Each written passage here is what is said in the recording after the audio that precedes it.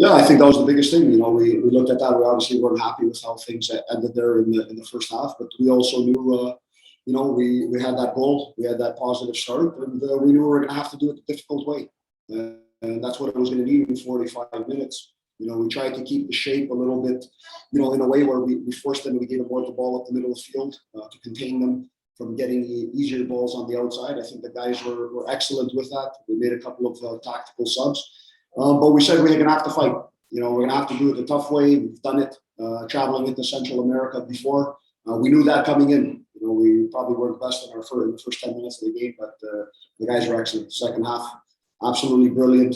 Patient when we needed to be, patient to get forward, and also patient in our defensive structure. And of course, Kyle Becker scores an absolute beauty, and we're off to the next round.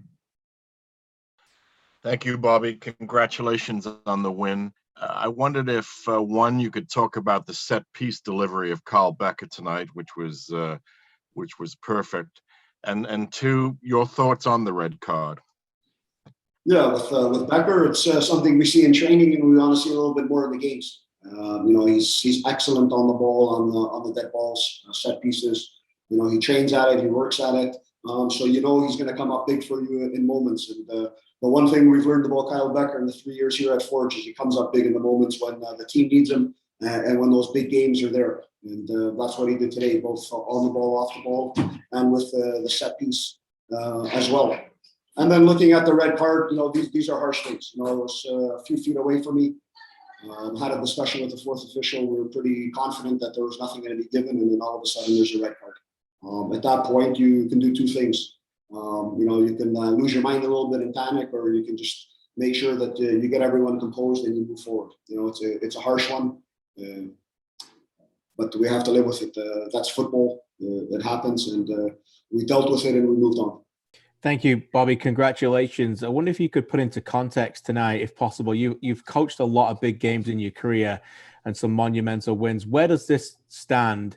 And second of all, just to follow up on your discussion there about the resiliency, what does it say about the maturity of this group to come through a moment like that at the end of the first half and not let it alter their second half?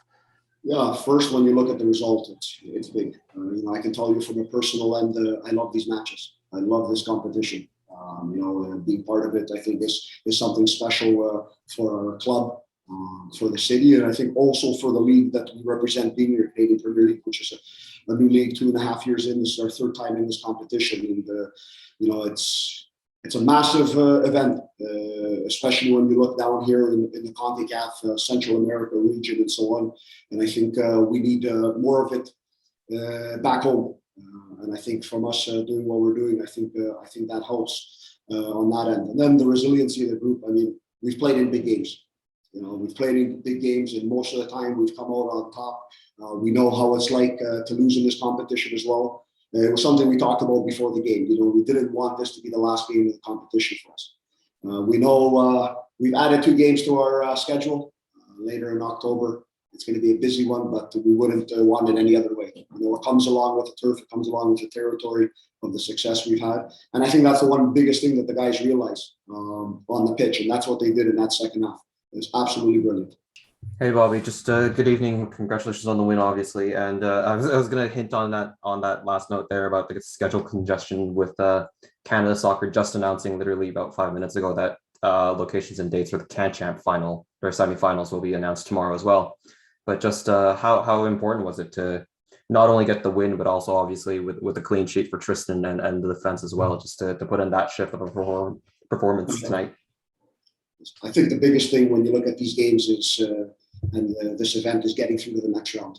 Sometimes it's going to come pretty, sometimes it's going to come ugly. Today it came with 10 men. I think fantastic performance all around for the players. I can tell you, and a lot of, obviously you're watching the game on TV, the pitch may look in great shape, but it wasn't an easy pitch to play on.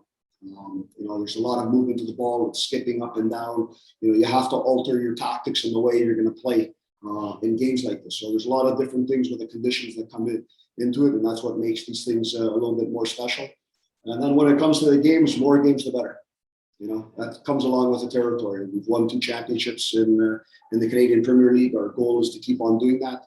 And with that, with this year and a very congested schedule comes along, it's probably the toughest year to be a champion playing in the league as well. You know, we've got all these games piling up, but we'd rather be here than doing it some way different.